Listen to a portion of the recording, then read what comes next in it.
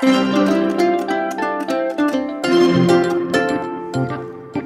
Everyone, নিত্যদিনের রকমারির আরেকটি ভিডিওতে তোমাদের সকলকে জানাই স্বাগত। এখন ঘড়িতে বাজে সকাল 9টা। উঠে পড়েছি, ফ্রেশও হয়ে গেছি। পাকুম ঘুমোচ্ছে, তাই একটু নিশ্চিন্ত। এখন যাব রান্নাঘরে। সৈকত ঘুম থেকে উঠে ফ্রেশ হয়ে ক্যাফেতে চলে গেছে। প্রত্যেক দিনের মতোই আমি যেরকম টিফিনটা করে নিয়ে ওকে ডাকি, সেরকমই বলেছে রান্না হয়ে গেলে ওকে ডেকে নিতে। তো চা আমার মোটামুটি কমপ্লিট। আজকে জলখাবারে করেছি রুটি আর আলু ডিম পেঁয়াজ দিয়ে তরকারি। তো জলখাবার করা তো কমপ্লিট, এবারে চলো শ্বশুর শাশুড়িকে খাবারটা সার্ভও করে দিই।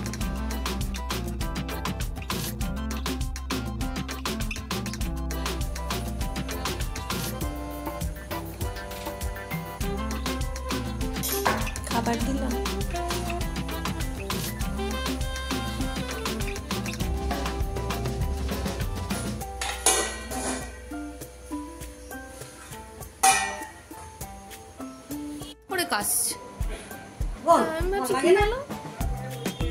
গলাটা মানে শুকিয়ে গেছিল। আমি তো আবার রাত্রির উপর বুঝতে পারছি না, আমি ভাবছি কাশি শুরু হয়ে গেল না কি কি জানি।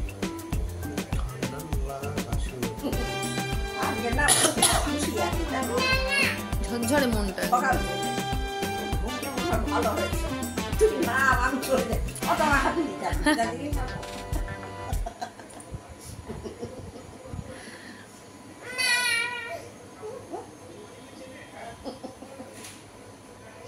পাকুম তার ঠাকুমাকে অদ্ভুত একটা নামে ডাকে, সেটা হলো লাইলা।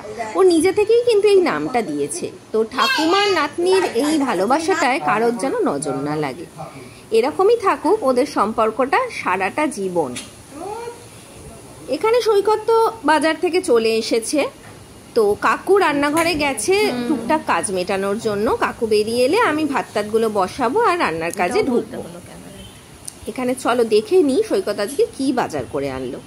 সৈকত আজকে নিয়ে এসছে বড় সাইজের একটা লাউ, আর মাছের মধ্যে নিয়ে এসছে চিংড়ি মাছ। তো লাউ চিংড়ি হবে। আর এখানে মেয়ের ফল ফুরিয়ে গেছিলো, তাই ওকে বলেছিলাম লেবু আনতে। লেবুর সাথে সাথে ও নিয়ে চলে এসছে কাঁঠালি কলা, কারণ মেয়ে কলাটা খেতেও কিন্তু বেশ ভালোবাসে।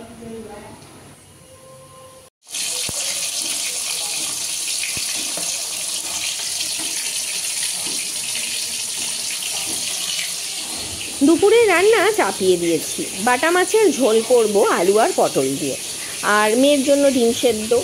আর এইখানে লাউ মনি কেটে দিয়েছে। চিংড়ি মাছগুলো এবারে আমি ছাড়াবো। আর হবে নিম বেগুন। নিম বেগুনটা তোমাদের অনেকেরই কিন্তু বেশ প্রিয়, কিন্তু বেগুনে যেহেতু আমার একটু অ্যালার্জি আছে, আর নিম পাতা এত তেতো যে আমার একদম ভালো লাগে না, তাই ওইটা আমার খাবারের তালিকা থেকে অলওয়েজই বাদ থাকে। এখন ছাড়াচ্ছি চিংড়ি মাছ। চিংড়ি মাছের এই ছাড়ানোটা কিন্তু আমি আগেও তোমাদের ব্লগে শেয়ার করেছিলাম, আমার বাবার কাছে শেখা। আগে যখন বিয়ের আগে দেখতাম যে বাবা যখন চিংড়ি মাছ আনতেন তখন বাবাই ছাড়াতেন। তারপরে আমার মা বসে বসে চিংড়ি মাছের এই পিঠের যে ময়লাগুলো, এগুলো ছুরি দিয়ে বা কাঁচি দিয়ে এক একটা করে ধরে ধরে কেটে কেটে পরিষ্কার করতেন।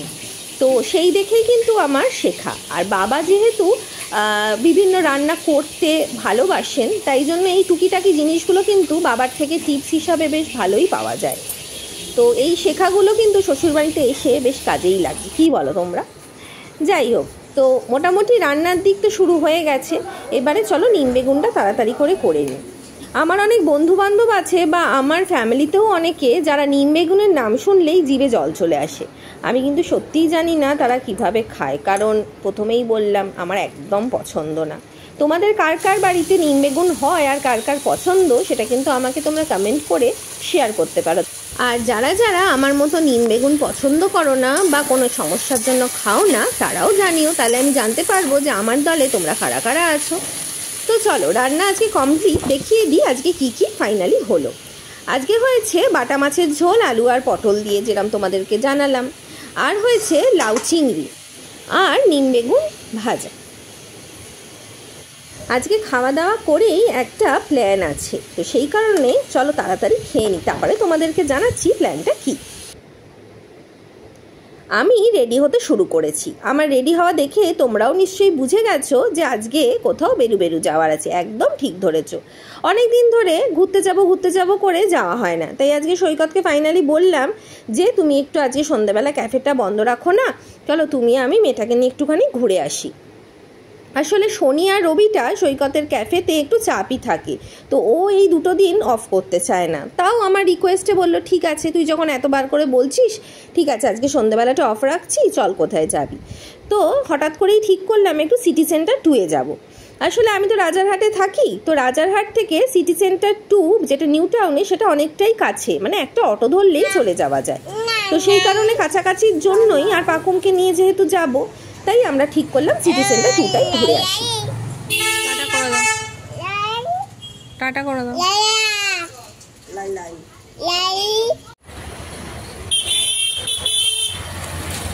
মনিকে টাটা করে আমি আর পাকুম আগেই বেরিয়ে পড়লাম।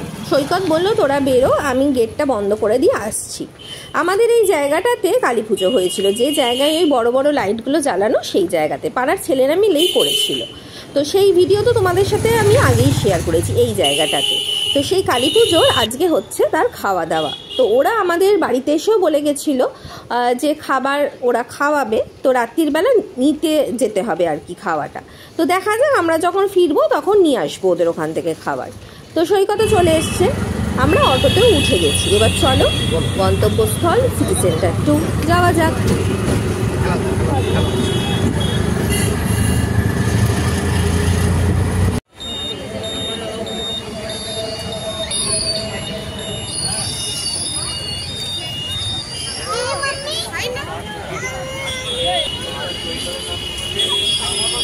আমার যখন বিয়ে হয়নি তখন আমাদের CC1 প্রায় যাওয়া হতো, আর বিয়ের পরে যেহেতু এই CC2টা একদম কাছে, তাই এটাতেই বেশি আসা হয়। তো গাড়িতে আস্তে আস্তেই পাকুম একদম ঘুমিয়ে গেছে, দেখো কোণের মধ্যে ঘুমিয়ে পড়েছে। তো চলো সিটি সেন্টারের ভেতরে ঢুকি, আস্তে আস্তে পাকুমও উঠে যাবে। এত হই হট্টগোল আওয়াজ পেলে ও উঠে পড়বে, আর এত লোকজন হই দেখে ও খুব আনন্দও পাবে। তো দেখা যাক আজকে পাকুম কেমন এক্সাইটেড থাকে আর কি করা যায় ওকে নিয়ে, চলো।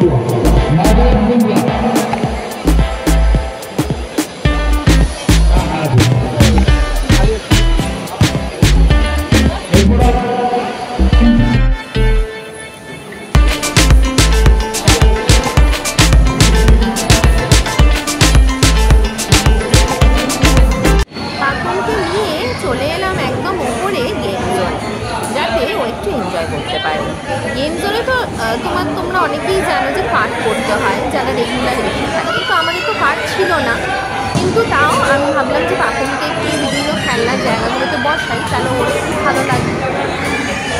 তো সেই বসাতে গিয়ে পাকুম তো ঘোড়া থেকে আর নামলেই না, মানে এত আনন্দ পেয়েছে ঘোড়াতে উঠে। আমি বলছি পাশে অন্যান্য গাড়ি আছে, একটা হাঁস আছে, ওটাতে চাও কিছুতেই যাবে না, ওই ঘোড়ার ভেতরেই বসে থাকবে।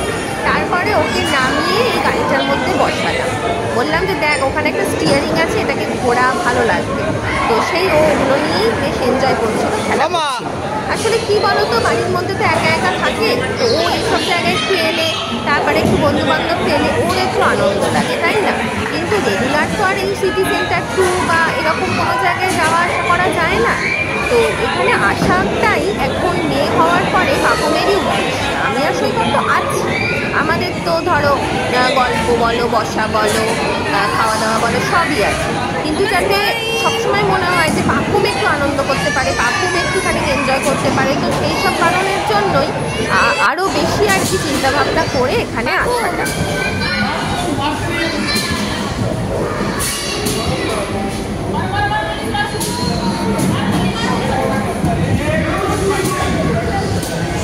ওপরে প্লে জোনে খেলাধুলো করার পরে খুব খিদে পেয়ে গেছিলো, তো সৈকতকে বললাম যে চলো নিচে গিয়ে একটুখানি খাওয়া দাওয়া করে নিই। তো সিটি সেন্টার 2 এর নিচে তো অনেক ধরনেরই রেস্টুরেন্ট আছে, তো আমার খুব ইচ্ছে ছিল মোমো খাবো, কিন্তু আজকে ওই যে জায়গাটায় বাইরে মোমোটা বিক্রি হয় ওটার সামনে আজকে তোমার চেসের টুর্নামেন্ট খেলা হচ্ছে, তো সেই কারণে ওই জায়গাটা প্রচণ্ড ভিড়, ওই জায়গাটায় বসার একদমই জায়গা পাওয়া যাচ্ছিল না। তাই সৈকত বললো তাহলে চ KFC-তে গিয়ে খেয়ে নি। খাওয়া দাওয়ার পর আমরা বেরিয়ে এসে ঢুকলাম লিটল শপে। পাকুমের এখান থেকে টুকটাক কিছু কেনাকাটার ছিল, সেই কারণে মেন হচ্ছে স্টিলের বটল। মেনলি তো ওকে ফিডিং বটলে খুব একটা খাওয়াই না, কিন্তু কোথাও গেলে জল টল নিয়ে যেতে হয়, ক্যারি করতে হয়, তো প্লাস্টিকের বটলে সৈকতের ঠিক ইচ্ছা নয় ওকে খাওয়ানোর জন্য, কারণ ওটা বয়েল করতে হয়, তো সেই কারণে স্টিলের বটলটা অনেকটা সেফ। তো ওইখানে একটুখানি খোঁজ টোজ নিলাম, কিন্তু আমরা যে কোম্পানির চাইছিলাম সেই কোম্পানির বড় ওদের ছিল না। বাড়িতে বেশ কিছুক্ষণ হলো চলে এসেছি, তো গাড়িতে আস্তে আস্তেই পাকুম একদম ঘুমিয়ে পড়ে, তো এখন একটু বসে রেস্ট নিচ্ছি। সৈকতের কাজ আছে, তো ক্যাফেতে চলে গেছে, সেই কারণে এখন একটু বসে রেস্ট নিচ্ছি। এরপরে ফ্রেশ হয়ে রাত্রিরের খাবার করার জন্য রান্নাঘরে যাব, তারপরে তোমাদের সাথে কথা হচ্ছে। এরপরে পাকুমকে তুলে খাওয়ানো সব কিছু করে আর ভিডিও করা হয়নি। আজকে সারাদিনটা বেশ আনন্দেই কাটলো, বেশ অনেক দিন পরে সিটি সেন্টার 2 ঘুরতে যাওয়া হলো, পাকুমকে নিয়ে সৈকতকে নিয়ে অনেকটা আনন্দও হলো। তোমাদের কেমন লাগলো আজকের ব্লগটা কমেন্ট সেকশনে জানিও, আর ভালো থেকো তোমরাও।